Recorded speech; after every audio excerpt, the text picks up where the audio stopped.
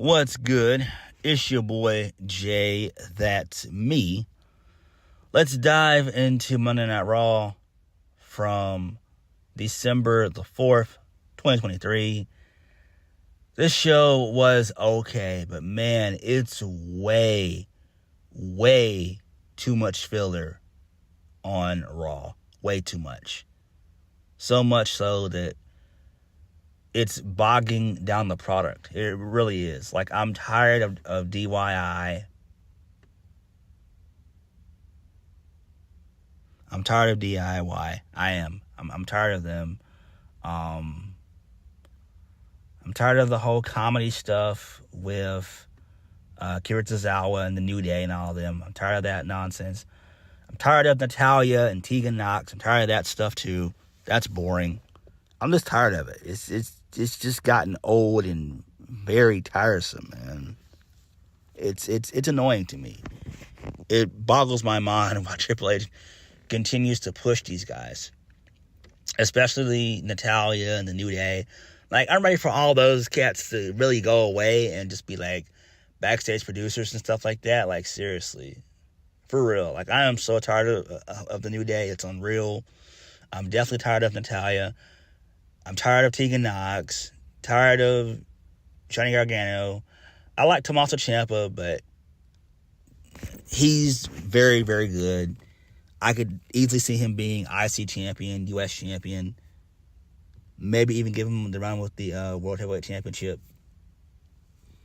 But Johnny Gargano, no, you can get him. You can put him on a rocket ship and kindly hurl him directly into the sun, please.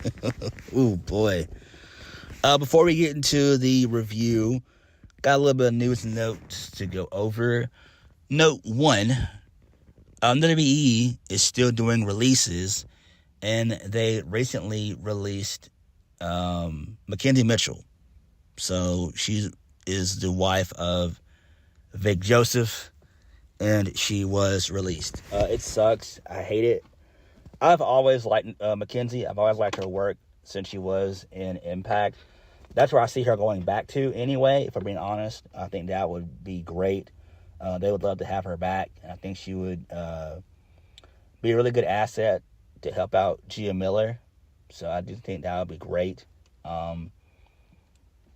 Gia Miller, she's okay. But we definitely... Impact...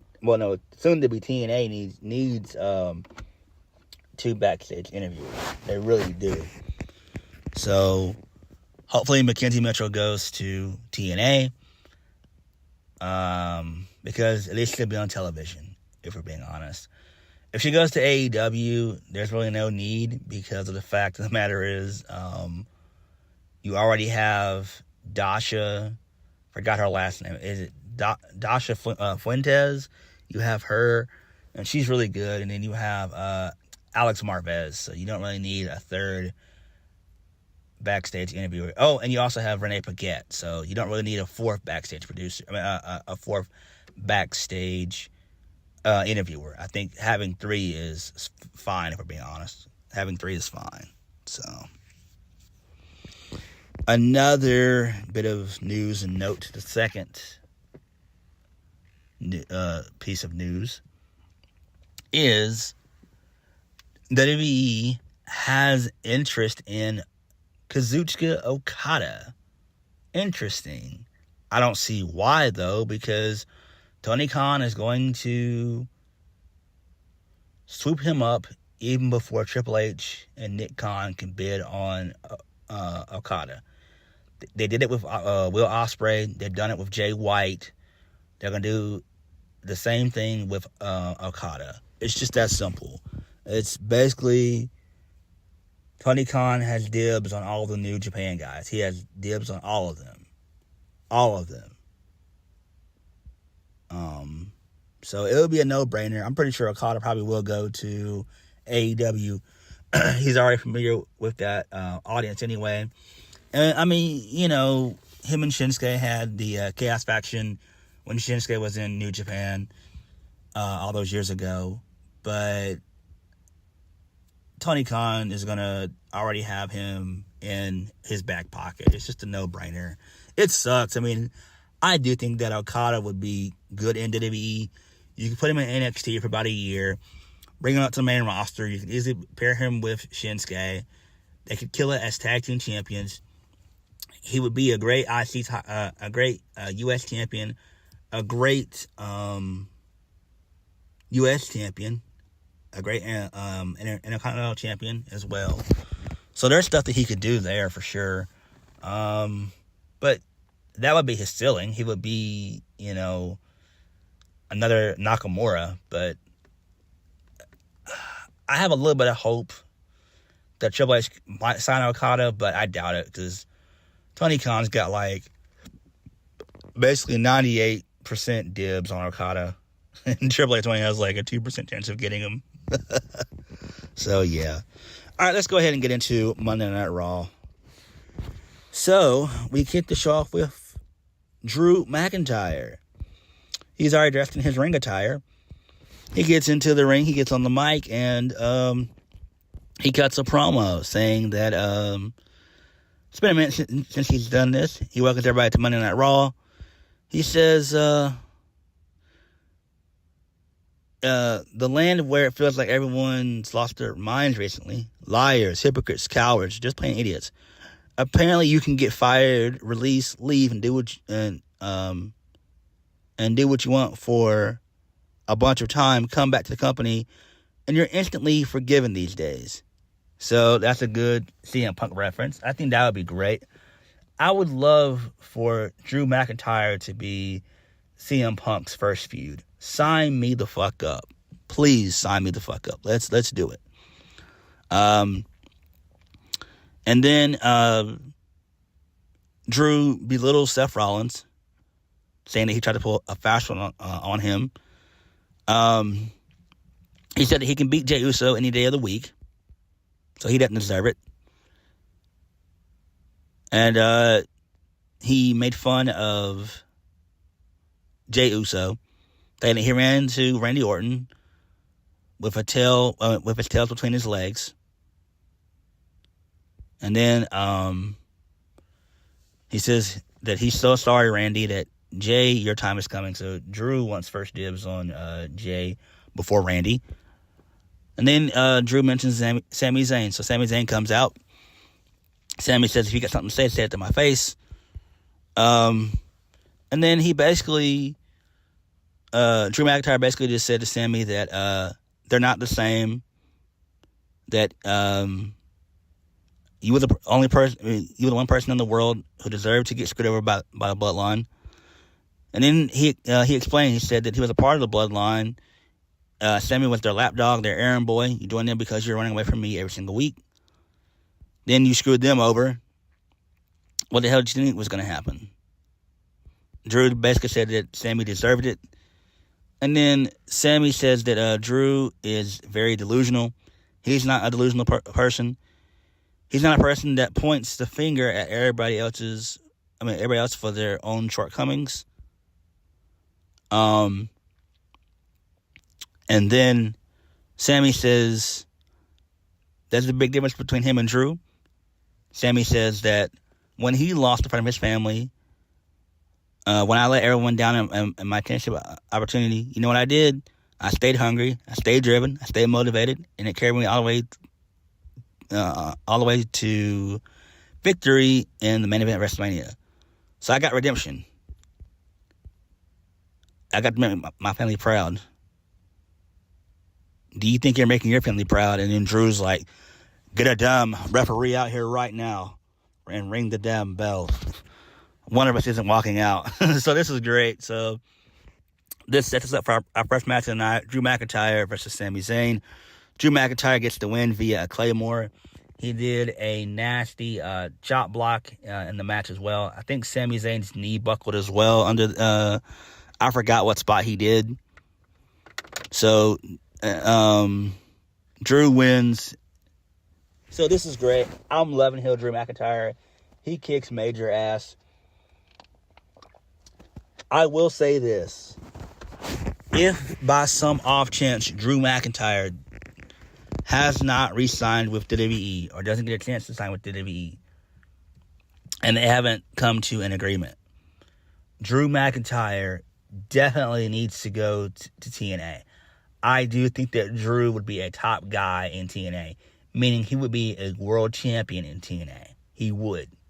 Absolutely would. In AEW, he would just be a mid-carder. Let's just be honest. He'd be over for a couple weeks to maybe even a couple months, and then he would feel like just like everybody else. Why? Because that roster is too bloated. It's way too bloated in AEW. And I want Drew McIntyre to be successful. Drew McIntyre is a guy that you can build any wrestling promotion around. Point blank, period. The guy is fucking awesome. Moving on. So Byron Saxton, he has a backstage interview with Shayna Baszler. Shayna Baszler will face her former tag team partner, a.k.a. Zoe Stark.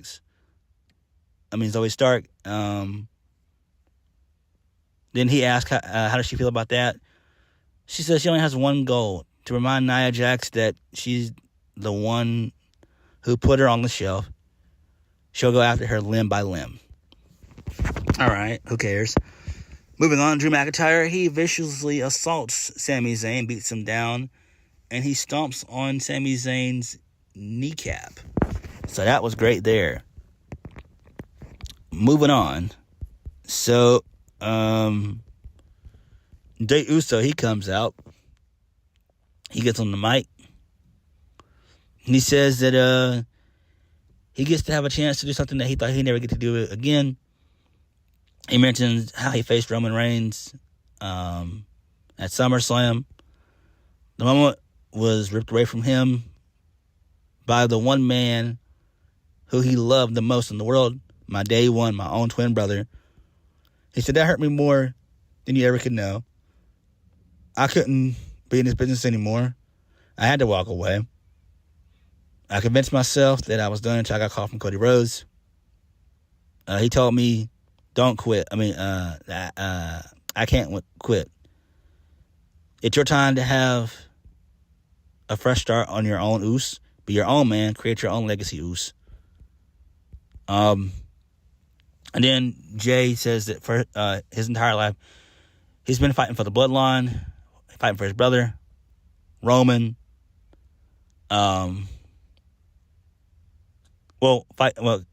Basically, he's been fighting for other people, fighting for Roman, his brothers, Jimmy and Solo, and also fighting for his pops. He said now he's out here fighting for his legacy, for his own legacy. Before the bloodline, before the Uso Penitentiary, before day one, before the dance, before the face paint, before FCW, before these long training nights, before making money, before being poor, it was just me, Uso. So Seth Rollins, I know about your, I know you know about gang. You fought against me. You're fighting one individual who's starving and who's ready to eat Uso. So he's going to prove tonight that he's going to the whole world that they call him main event Jey Uso. So he's going to prove to he's going to prove to Seth Rollins. He's going to prove to his family. He's going to prove to himself. That's why they call him main event Jey Uso. This was great. This was an absolute great promo. Jey Uso is tremendous. I love Jey Uso. Jey Uso is that fucking dude. Jey Uso is great. Jey Uso should be the one to dethrone Gunther. I would love to see him have a U.S. title run or a IC title run for sure. For sure. Jey Uso is great. What is not great is Becky Lynch and Nia Jax with their backstage segment. So, there's a backstage segment involving both Becky Lynch and Nia Jax. So, Byron says he thanks Becky for joining her. He wanted to ask her about last week when you made the statement. So, Nia calls Byron Barney tells him to get lost. So Nia gets on the mic and says that last week you were talking about a couple fights you had on your horizon. Does that include anybody in particular? So Becky Lynch says, yeah, it does. It includes you. You're number one on my list because here's the thing. I've forgotten you, Nia. I think we all have. But you showed up in one of my interviews, and it reminds me that I still owe you a receipt. And then Nia says, receipt? Well, once I'm done with squashing Shayna Baszler, I'm all yours. And Becky says she can't wait. So this leads us into Nia Jax versus Shayna Baszler. I didn't give a single fuck about this match. Nia Jax wins. And then post-match, Becky Lynch comes down to the ring. She has a little stare down with Nia Jax. So this is fine. I mean, I guess this is just going to last until the end of the year. I don't even see this even going into the Rumble at all. I just don't. Moving on. So we see 3/4 of the way, basically all members of the way, minus Austin Theory. So Kenneth LeRae and Indy Hartwell, they wish DIY luck ahead of their 2 out of 3 falls match. I'm just like, oh my God, no. So then Ludwig Kaiser, he tells Team Vinci that tonight is very important. He better not mess up. So this leads us into DIY versus Imperium in a 2 out of 3 falls match. DIY wins. And I'm just like, oh my God, what the fuck? Triple H, why do you keep pushing Johnny Gargano? He sucks. Stop. Please stop pushing this man. Please. My God. So, DIY wins. Okay, moving on. So Chelsea Green and Piper Niven, they're trying to play mind games with Tegan Nox and Natalya. Please launch both of them into the sun, that being Natalya and Tegan Nox. Chelsea Green says that Natalya shouldn't be using Tegan Nox as her meal ticket.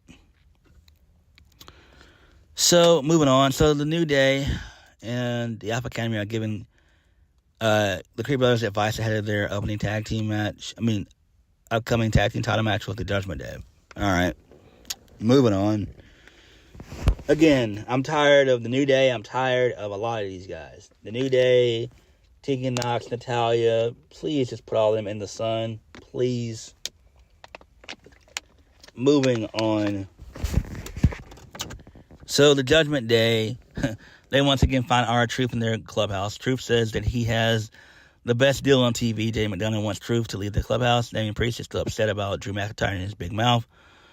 So, Rhea Ripley and Finn Balor, unfortunately, are not here tonight. Priest wants JD McDonagh and Dominik to show the Creeds that the Judgment Day still runs this tag team division. So this is interesting there. I love me some R-Truth. R-Truth is fucking awesome. That dude is crazy. I love me some R-Truth. Moving on. KC Square, which is Caden Carter and Katana Chance, they defeated Natalya and Tegan Nox. So this is great. So they are going to be the new number 1 contenders to take on Chelsea Green and Piper Niven. Hopefully, KC Squared wins. Why? Because they're the only legit tag team, really. For being honest, they're the only legit tag team. Moving on. So, Adam Pearce tells Jey Uso to calm down. He tells Jey Uso that he needs to focus on tonight's main event. Gunther walks into the office. He says he wants to go over some ideas of Adam Pearce. Next, a really good segment. Cody Rhodes and Shinsuke Nakamura. So Cody Rhodes comes out, he gets on the mic. He says that he talked about the poison mist. The first time he laid his eyes on it was when he was a boy. He was terrified of the man that did it, which was the Great Muta. He experienced it firsthand last week. He says, I can tell you that my fears as a kid were justified. He's not pointing fingers. He's not casting the blame. He said that he should listen to the clues that Shinsuke Nakamura had been dropping continuously.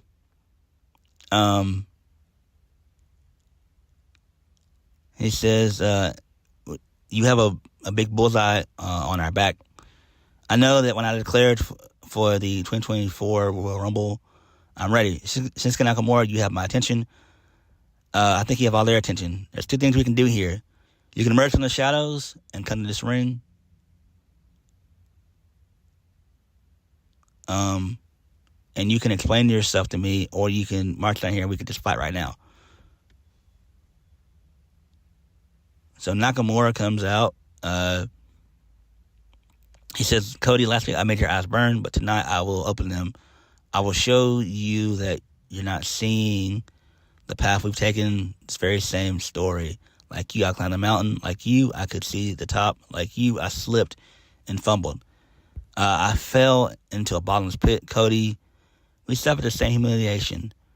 A fall from grace, pages left unwritten. The devil in your mind that whispers you'll never make it back here.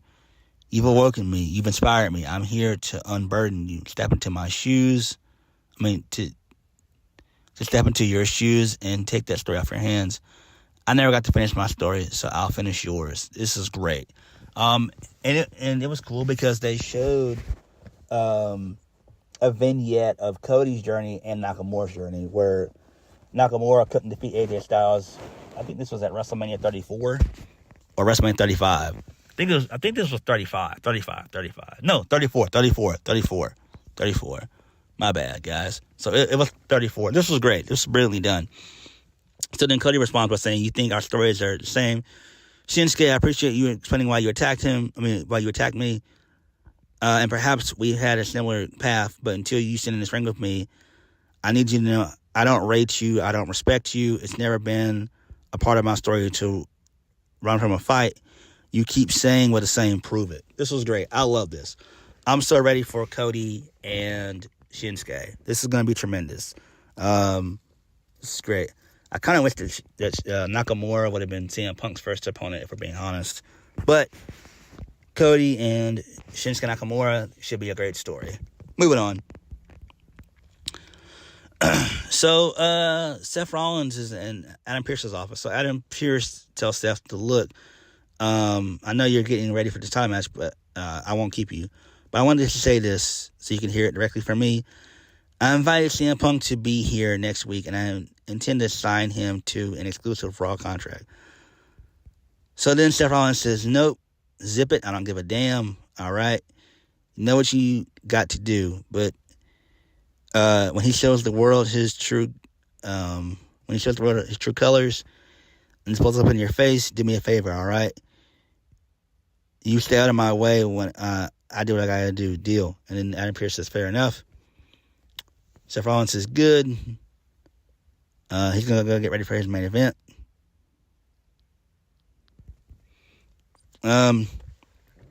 So Jey Uso is like Seth. He appreciates the respect and the kind words. It took him 15 years to get this opportunity. 15 long years. Wow. But tonight's my night. Uso, you're looking at the new World Heavyweight Champion. And so they continue to, just hype each other up and everything else, and that was it. So that's pretty cool stuff. Next, the Creed brothers, they defeated JD McDonagh and Dominik Mysterio via the Brutus Bomb. Really good stuff there. Next, the main event. Jey Uso versus Seth Rollins for the WWE World Heavyweight Championship. This was a excellent TV match. So Seth Rollins wins via a pedigree into the stomp. There was a bunch of great near falls in this. There was a spot where Jey hit the spear, Rollins kicked out. Then there was one spot in the match where Jey did the spear and the splash, Rollins kicked out. That was great. This was an excellent TV match, an excellent, perfect TV main event. Well worth watching it again. And then post match, Seth Rollins tries to celebrate with Jey Uso, but then Drew McIntyre, he comes out from the shadows in a black hoodie. He drops him. He drops Jey with the Claymore. McIntyre catches Rollins in midair with a belly overhead belly-to-belly suplex, which was great. And then Drew McIntyre does a spelling suplex through the table onto Jey Uso. And then he mouths some words to Jey Uso by saying, what did he say? I forgot what he said. I can't remember. But he was just mouthing some words, and that's how we got off the air. That was great. Really good stuff there. So Monday Night Raw was okay for the most part. Could have been better. I really liked the McIntyre heel turn stuff. I'm liking the Seth Rollins CM Punk build that we're getting. That's great. So having CM Punk on Raw next week should be great. Everything else on the show, I don't really care too much about. Cody and Nakamura, you can add that to the list of good stuff. So it was really 3 segments that were, 3 things that were decent. Everything else on the show was just lame. But what did you guys think? Like, comment, and subscribe. I'll catch you guys later. Peace.